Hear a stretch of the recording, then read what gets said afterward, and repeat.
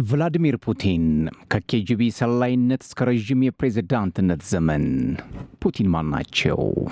ቭላዲሚር ፑቲን ከአውሮፓውያን 2000 ጀምሮ ሩሲያን እየመሩ ነው። በዚህም ከቀድሞ ሶቪየት አምባገነን መሪ ከጆሴፍ ስታሊን በመቀጠል ረዥም ዓመታት አገራቸውን እያስተዳደሩ መሪም ሆነዋል ይባላሉ። የ72 ዓመቱን ፑቲን ለአምስተኛ የሥልጣን ዘመን በፕሬዝዳንትነት ለመምረጥ ሲዘጋጁ ጠንካራ ተፎካካሪያቸው በዙሪያቸው አልነበሩም። በመሆኑም ከድል የገታቸው ምንም አልነበረም። እርሳቸው ከሻቱም እስከ አውሮፓውያን 2036 ድረስ በመንበራቸው ላይ ለመቆየት የሚያግዳቸው ዚግባ የሚባል ምክንያት የሚኖር አይመስልም። ፑቲን ክሬምሊንን ለመምራት ወደ ፕሬዝዳንትነት የመጡት በአጋጣሚ ነበር። ብዙም እውቅና ያልነበራቸው የቀድሞ የኬጂቢ ሰላይ በቀድሞ የሩሲያ ፕሬዝዳንት ቦሪስ የልሲን ውስጣዊ ቡድን ውስጥ በትክክለኛው ቦታና ሰዓት መገኘታቸው ነበር የስልጣን ማማውን ያቆናጠጣቸው። ፑቲን ሁለተኛው የዓለም ጦርነት ካበቃ ከ7 ዓመታት በኋላ ነው የተወለዱት። በጦርነቱ ታላቅ ወንድማቸውን አጥተዋል። ወላጆቻቸውም ከመከራ ማጥ ውስጥ ነው የወጡት። በሰሜን ምዕራብ ሩሲያ በምትገኘው ሌኒንግራድ በአሁኗ ሴንት ፒተርስበርግ በሚገኝ የጋራ መኖሪያ ቤት ያደጉት ፑቲን በልጅነታቸው በተደባዳቢነት ነበር የሚታወቁት። ከሚበልጧቸውና ጠንካራ ከሆኑ የሰፈሩ ወጣቶች ጋር ይጣሉም ነበር። ከባድ የልጅነት ጊዜ ነበራቸው። ይህም እስካሁን ድረስ በሕይወታቸው ላይ ከፍተኛ ተጽዕኖ እንደፈጠረ ይነገራል። ለመሆኑ ፑቲን ማናቸው? ከየት ተነስተው እዚህ ደረሱ? እንዴትስ ይታወሳሉ? ፑቲን ብዙውን ጊዜ ለሚፈጽሙት ድርጊት ምክንያት የሚሰጡት በተዛባ የታሪክ አረዳድና በኔቶ ላይ ከያዙት ቂም በመነሳት ነው ይባላል። ለዚህም እንደ አንድ ምሳሌ የሚመዘዘው ከዩክሬን ወረራ በፊትና ከዚያን ጊዜ ጀምሮ ዩክሬን በናዚዎች የተሞላች የውሸት አገር ናት ሲሉ በሐሰት መክሰሳቸው ነው። በዚህም ምክንያት ዩክሬን ከኔቶ ጋር ያላትን ቀረቤታ ለማስቆም ፍላጎታቸውን በተደጋጋሚ አሳይተዋል። ከምዕራባውያን መሪዎች መካከል የተሻለ ያውቋቸዋል የሚባሉት የቀድሞዋ የጀርመን መራሄተ መንግስት አንጌላ መርክልም በአንድ ወቅት ፑቲንን ከእውነታ የራቁና በሌላ ዓለም ያሉ ሲሉ ገልጸዋቸዋል። በተደጋጋሚ ከፑቲን ጋር ለመደራደር ጥረት ያደረጉት ሜርክል ፑቲን ወደ ኪየቭ ወታደሮቻቸውን ከላኩ በኋላ አውሮፓን ማውደም ይፈልጋሉ ሲሉ ድምዳሜ ላይ ደርሰው ነበር። የመጀመሪያውን ቡጢ መሰንዘር በሚል ይታወቃሉ። ፑቲን በፈረንጆች 2000 በሰጡት ቃለ ምልልስ ላይ በልጅነታቸው ካሳለፉት አንድ አጋጣሚ ትልቅ ትምህርት መውሰዳቸውን ተናግረው ነበር። ይህም ቃል መፈናፈኛ ማሳጣት የሚል ነው። ልጅ እያሉ በአሁኗ ሴንት ፒተርስበርግ በሚገኘው የጋራ መኖሪያ ቤታቸው ደረጃ ላይ አንድን ትልቅ አይጥ ሲያባረሩ እንደቆዩና በኋላ ላይ ደረጃው ላይ እንዴት ማምለጫ እንዳሳጡት በቃለ ምልልሳቸው አስታውሰዋል። ከዚያም አይጡ ወዴትም መሄድ እንዳልቻለና አይጡን ደብድበው እንደወረወሩት ገልጸዋል። ከዚህም መፈናፈኛ ማሳጣት የሚለውን የመጨረሻ ትምህርት ወሰድኩ ይላል ቭላዲሚር ፑቲን። ወጣቱ ፑቲን በሰፈራቸው ካሉ ትላልቅና ጠንካራ ወጣት ወንዶች ጋር ይደባደቡ ነበር። በኋላ ላይ ያንን ጊዜ በማስታወስ ራሳቸውን ሆሊጋን ወይንም ችግር ፈጣሪ ሲሉ ገልጸውታል። ይህንን ተከትሎ ነው ራሳቸው ለመከላከል በሚል የጁዶ ስፖርትን በልጅነታቸው መማር የጀመሩት። ፕሬዝዳንት በሆኑበት ጊዜም ስልጣናቸውን ቀጥለው ጥቁር ቀበቶ ማግኘት ችለዋል። እንደ ፈረንጆች 2018 ሴንት ፒተርስበርግ ጎዳና ላይ የቆየ ልምዳቸውን ሲያካፍሉ ከ15 ዓመት በፊት የሌኒንግራድ ጎዳና አዲስ ሕግ አስተማረኝ። ይህም ፍልሚያው የማይቀር ከሆነም የመጀመሪያውን ቡጢ መሰንዘር አለብህ የሚል ነው ብለዋል። ፑቲን በሌኒንግራድ ስቴት ዩኒቨርሲቲ ትምህርታቸውን ከተከታተሉ በኋላ እንደ አውሮፓውያኑ በ1975 ወደ ሶቪየት የስለላ ተቋም ኬጂቢ ነበር ያመሩት። ይህም የሕግ ምሩቅ ለነበሩት ፑቲን የሚጠበቅና ስራውም ለእርሳቸው ተስማሚ ነበር። ዘ ስዎርድ ኤንድ ዘ ሺልድ የተባሉና በናዚ ጀርመን የተሰሩ ግፎችን የሚያጋልጡ በሩሲያም የድብቅ ሰላዮች የተቀረጹ የሶቪየት ቴሌቪዥን ፕሮግራሞችን እያዩ ላደጉት ለያኔው ፑቲን የኬጂቢ ስራ ህልማቸው ነበር። በወቅቱ ጥሩ ጀርመንኛ መናገር የሚችሉት ፑቲን በምስራቅ ጀርመን ከተማ ድሬዝድን የኬጂቢ ቢሮ ተመደቡ።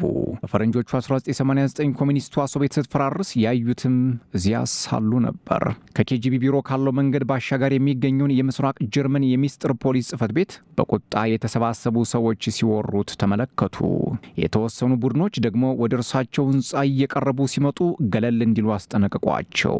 ይህ አልሆን ሲል የሶቪየት ቀዩ ጦር ታንከኛ ክፍልን ለጥበቃ ሲጠሩ ሩሲያ እርዳታ ማድረግ እንደማትችል ተረዱ። ያለ ሞስኮ ትዕዛዝ ምንም ማድረግ አንችልም ተባሉ። ሞስኮም ዝም አለች። ያኔ ሶቪየት መፈራረሷን አመኑ። በሚቀጥለው ዓመት ወደ ፖለቲካው ስርዓት በፍጥነት ተመለሱ። ሌትናንት ኮሎኔል የሚል ማዕረግም ተሰጣቸው። ይህንን ሹመት ኬጂቢ ውስጥ ሲሰሩ አላገኙትም ነበር። ከአዛዦቻቸው መካከል አንዱ የሆኑት ኒኮላይ ሌኖቭ ፑቲንን እንደ መካከለኛ የስለላ ወኪል ነበር የሚመለከቷቸው። ፑቲን በጣም ቅርብ ከሚሏቸው ወዳጆቻቸውና ደጋፊዎቻቸው ጋር ጠበቅ ያለ ወዳጅነት አላቸው። እስካሁን ድረስ በጣም ትንንሽ በሆኑ የኬጂቢ ባልደረባ ቡድኖች ጋር ምስጢረኛ ናቸው። እንደ የሩሲያም የጸጥታው ምክር ቤት ዋና ጸሐፊ ኒኮላይ ፓትሩሼቭ ያሉ አጋሮቻቸውንም የረዥም ጊዜ አጋር አድርገው መያዝን ያውቁበታል። ታዲያ ወዳጆቻቸውን ሲመርጡ ዝም ብለው የአይናቸው ቀለም ስላማራቸው ብቻ አይደለም፣ የሚሆናቸውን ያውቃሉ። የቀድሞ የጁዶ አሰልጣኝ አናቶሊ ራክሊን በአንድ ወቅት ፑቲን ራሳቸውን በተግባር የሚገልጡለትን ሰዎች ያምናል ብለው ነበር። ለሚያምኗቸው ሰዎች ደግሞ የሚበለጽጉበትን መንገድ ይከፍታሉ። የልጅነት ጓደኛቸውን አርካዲ ሮትንበርግ ሩሲያን ከክሬሚያ የሚያገናኝ ድልድይ ለመገንባት የ3.5 ቢሊዮን ዶላር ውል ሰጥተውታል። ስለ ግላዊ ሕይወታቸው ቢሆን በጣም ድብቅ ናቸው። ፑቲን በርካታ ሚሊዮን የሚያንቀሳቅሱ ወዳጆች አሏቸው። እርሳቸውም ቢሆኑ ቀላል የማይባል ሀብት እንዳላቸው ይነገራል። ነገር ግን የቤተሰባቸውንና የራሳቸውን ገንዘብ ነክ የሆኑ ጉዳዮች በብርቱ ሚስጥርነት ነው የሚይዙት።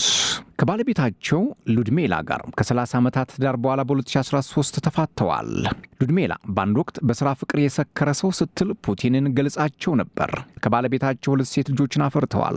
ከ1991 ጀምሮ ፑቲን የሌኒንግራድ አዲሱ ከንቲባ አናቶላይ ሶብቻክ ምክትል አማካሪ ሆኖ ነበር። ከዚያም ሶብቻክ ሳይመረጡ ሲቀሩ ምክትላቸው የነበሩትን ፑቲን በሞስኮ የፕሬዝዳንት አስተዳደር ውስጥ እንዲሰሩ ተደረገ።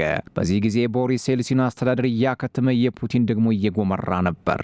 ከዚያም የፌዴራል የጸጥታ አገልግሎት ኃላፊ ሆነው ለአጭር ጊዜ ከሰሩ በኋላ የጸጥታው ምክር ቤት ጸሐፊ ሆነው ለፕሬዝዳንቱ ሪፖርት እንዲያቀርቡ ተጠየቁ። እንደ ፈረንጆቹ ነሐሴ 9 1999 የልሲን ጠቅላይ ሚኒስትሩን አባረው በቀጣይ ዓመት ከተካሄደው ፕሬዝዳንታዊ ምርጫ በፊትም ብዛም የማይታወቀውን የ46 ዓመቱ ጎልማሳ ተኩ። የልሲን በወቅቱ ተተኪ ይፈልጉ ነበር። ፑቲን እጩ ተወዳዳሪ ሊሆኑ እንደሚችሉ ለየልሲን የጠቆማቸው ቫለንቲን ዩማሼቭ ፑቲን ሊበራልና ዴሞክራት እንደሆኑ ነው ራሳቸውን የሚገልጹት ይላሉ። ከዚያም የመጀመሪያውን የአገር ውስጥ ፈተናን በአውሮፓውያን 2000 ተጋፈጡ። የኒውክሌር ሰርጓጅ መርከብ ኩርስክ በባሬንትስ ባህር በደረሰባት አደጋ ሰጠመች። 118 ሰራተኞችም ሞቱ። ፕሬዝዳንት ፑቲን ዓለም አቀፍ እርዳታን አልቀበልም አሉ። በዚህ ምክንያት በርካታ ሰራተኞች ነፍሳቸውን የሚታደግላቸው እየተጠባበቁ ነበር የሞቱት። በወቅቱ በአዘን የተጎዱ ሴቶች ፕሬዝዳንታቸው ላይ ሲጮሁ በቴሌቪዥን ታይተዋል። የሩሲያው ፕሬዝዳንት ከምዕራባውያን ጋር ብዙም ወደፊት ያልተራመደ ግንኙነት ነበራቸው። አልቃይዳ መስከረም 11ን ጥቃት ሲፈጽም ለፕሬዝዳንት ጆርጅ ቡሽ ቀድመው ስልክ ከመቱ የውጭ አገር መሪዎችም አንዱ ነበሩ። ሰውየውን አይኑን ተመልከቱት፣ በጣም ቀጥተኛና ታማኝ እንደሆነ አገኘሁት ብለው ነበር ፕሬዝዳንት ቡሽ። ብዙም ሳይቆይ ቭላዲሚር ፑቲን ከአሜሪካና አጋሮቿ ጋር በጎሪጥ መተያየት ጀመሩ። የቀድሞው የኬጂቢ ሰላይና የክሬምሊን ተች አሌክሳንደር ሊትቬንኮ በለንደን በአደገኛ ኬሚካል ሲገደሉ ከዩናይትድ ኪንግደም ዩኬ ጋር ያላቸው ግንኙነት ሻከረ። በኋላ ላይ የዩኬ ምርመራ ኬጂቢ የፈጸመውን ጥቃት የሩሲያው መሪ ሳይፈቅዱ እንዳልቀረ አመላክቷል። ፑቲን ለጠላቸውም እንዲህ ቆራጥ ነበሩ። ፑቲን በዩክሬን ላይ የከፈቱት ጦርነት የመጀመሪያው የካቲቱ 2022 አይደለም። ጦርነት የጀመሩት የዩክሬን ግዛት የሆነችውን የክሬሚያን በ2014 ከያዙ በኋላ ነው። የዩክሬን የሞስኮ መሪ ደጋፊ በኪየቭ የተቀሰቀሰውን ተቃውሞ ተከትሎ ከስልጣን በተወገዱበት ምሽት የሩሲያው ፕሬዝዳንት ሌሊቱ ሙሉ ስብሰባ አድርገው ክሬሚያን የሩሲያ የማድረግ ጊዜው አሁን ነው ብለው ተናገሩ። ከዚያም በቁጥጥራቸው አደረጓት። ሁልጊዜም በጦርነቱ የተካሄደበትን ምክንያት ለማስረዳት ይፈልጋሉ። ፑቲን ረጅም ጽሑፍ ጽፈዋል፣ ንግግር አድርገዋል እና ለጥቂት የውጭ ጎብኚዎች ገለጻም አድርገዋል። ሆኖም የሁሉ የተዛባና የተመረጠ ታሪክ ነው። የሶቪየት ጭቆና ሰለባዎችን ለ10 ዓመታት ሲዘክር የቆየው የሲቪል መብት ቡድን መታሰቢያም ታግዷል። የድርጅቱ ፕሬዝዳንት ኦሌግ ኦርሎቭ ፑቲን የፋሽስት ስርዓትን ይፈልጉ ነበር፣ አግኝተውታል በማለታቸውም ታስረዋል። ይህ ያልተሰማው የሩሲያው ፕሬዝዳንት ቭላዲሚር ፑቲን ታሪክ ነው። ቶማይ ነኝ። ሰብስክራይብ፣ ላይክ፣ ሼር፣ ኮሜንት እያደረጋችሁ ቤተሰብ ሁኑ። ሰላም።